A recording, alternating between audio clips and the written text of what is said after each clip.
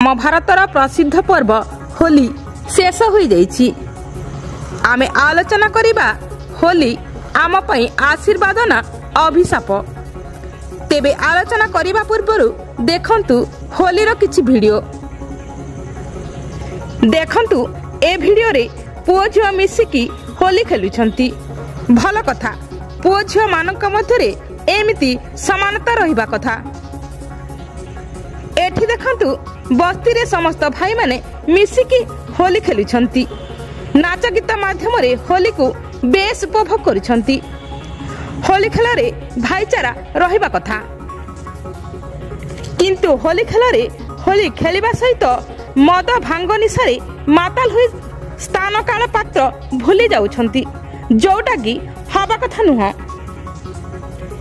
ଏ ଭିଡ଼ିଓରେ ଭଉଣୀମାନେ ରଙ୍ଗ ଲଗାଉଛନ୍ତି, ତାଙ୍କ ମଧ୍ୟରେ ଥିବା ସ୍ନେହ ପ୍ରେମକୁ ଦେଖାଉଛନ୍ତି। ଏଠି ସ୍ୱାମୀ ଓ ସ୍ତ୍ରୀ ମଧ୍ୟରେ ରଙ୍ଗ ଖେଳ ହେଉଛି। ରଙ୍ଗ ଖେଳି ହୋଲିର ଆନନ୍ଦ ନେଉଛନ୍ତି। ହୋଲିରେ ମଦ ନିଶାରେ ବ୍ୟକ୍ତି ଜଣକ ବେହୋସ ହୋଇଯାଇଛନ୍ତି। କୁକୁରମାନେ ତାଙ୍କ ଦେହକୁ ବ୍ୟବହାର କରୁଛନ୍ତି, କିନ୍ତୁ ବାବୁଙ୍କ ହୋସ ନାହିଁ।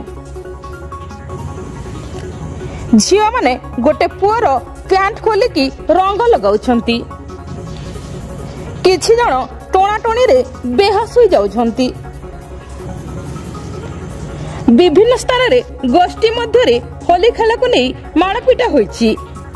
କେତେକ ଜାଗାରେ ରକ୍ତରେ ମଧ୍ୟ ହୋଲି ଖେଳାଯାଇଛି। କେତେକ ଜାଗାରେ ରକ୍ତରେ ମଧ୍ୟ ହୋଲି ଖେଳାଯାଇଛି, ଯେମିତିକି ଭୁବନେଶ୍ୱର, ଢେଙ୍କାନାଳ, ସମ୍ବଲପୁର ଭଳିଆ ବିଭିନ୍ନ ଅଞ୍ଚଳରେ। ହୋଲି ଖେଳକୁ ନେଇ ବିଭିନ୍ନ ସ୍ଥାନରେ କିଛି ଲୋକଙ୍କ ମୃତ୍ୟୁ ମଧ୍ୟ ହୋଇଛି। ହୋଲି ଖେଳ ପରେ ନଦୀରେ ଗାଧୋଇବା ପରେ ଭାସି ଯାଇଛନ୍ତି। ଆଜିକାଲିର ହୋଲି ଖେଳ ଆମକୁ ଆଶୀର୍ବାଦ ଅପେକ୍ଷା ଅଭିଶାପରେ ପରିଣତ ହେଉଛି। କିଛି ପରିବାର ମଧ୍ୟରେ ହୋଲି ଖୁସି ଆଣୁଥିବା ବେଳେ କିଛି ପରିବାର ମଧ୍ୟରେ ଦୁଃଖ ଆଣି ଦେଉଛି। ତେଣୁ ଆମେ ସମସ୍ତେ ହୋଲି ପ୍ରତି ସତର୍କ ରହିବା ଉଚିତ। ବ୍ୟୁରୋ ରିପୋର୍ଟ, ତନୁସନ୍ ଟିଭି।